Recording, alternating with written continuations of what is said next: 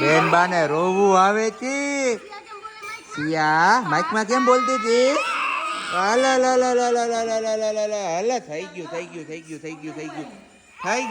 થઈ ગયું. તો બસ રોવાનું કાર્યક્રમ થઈ ગયો છે અમારો પૂરો, અને હવે એન્જોય કરવાનો કાર્યક્રમ ચાલુ છે. કારણ કે પાણી દેખાડીએ ને એટલે અમારા બેન બાને બધું ભૂલાઈ જાય. જો એને મમ્મી નહીં પલાળી ને એ પલરી ભેગી. અને અમારા સિયાબેન નો લુક કેજો કેવો લાગે છે.